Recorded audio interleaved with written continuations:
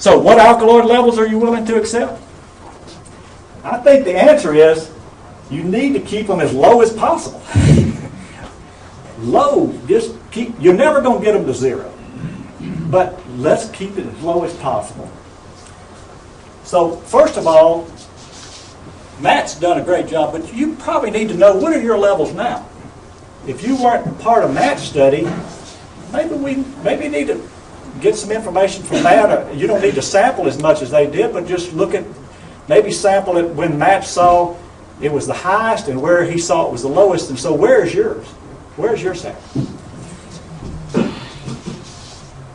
I'm going to use the big R word here.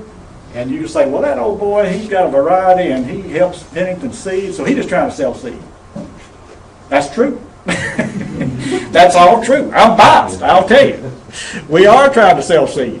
But at the same time, I didn't get into this business to sell seed. I got into this business to help farmers. And like I said, I never would have gotten in if I thought if I was doubling animal performance and I couldn't help farmers. So the only way I'm going to help y'all is if y'all buy seed and replace your toxic pastures. And you know, the whole thing too is that it's still very important. And I'll say this too: if you want to manage fungus-free, when you replace that, you can replace it with fungus-free. It's just not quite as tough, so you're going to have to do a lot better management. But come back with something that has zero in the seed. You're going to have 40 million acres contaminating everything out there anyhow. All you can do is drive it down to as low as you can in your replacement strategy. And then, but the only thing you can't control 40 million acres, but you can control the seed. That seed, better, if it's zero, you're starting off better. You're not contributing to the problem. So that's one reason you just don't go out and buy any seed.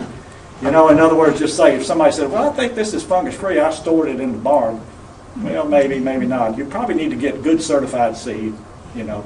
The old saying that certified seed sale, pays, it doesn't cost you. So I'm going to just finish up, just talk about some replacement things that I've been thinking about and we've been looking at. And so you got this very expensive product, but you want to get to this right here. And it's a big step. I'd like to look at my old buddy John Andre. In fact, he worked with Mark and I there at Georgia before he went on to glory at Clemson. But he's come up with some really nice ways to replace fescue without plowing. And there's some key steps. The first one is, and this is good that we're talking now, because if you're thinking about maybe trying to replace some toxic pastures, you have some time to go sample them. And you also have time this coming spring to make sure you keep the seed heads off of it. Because that's a source of seed. That's a source of toxic seed. And as we'll see in a minute, you know, if you could get them off that spring, by the time you come back, to plant in the late summer or early autumn, you'll probably be in better shape with that level of contamination. He found that he can spray glyphosate 4 to 6 weeks before planting, it'll not kill down. Respray glyphosate at planting, and then drill in max Q. No till. This is what it looked like for him at Clemson. This is the spray down. So you know there's some green stuff out there, and these kind of things, they happen.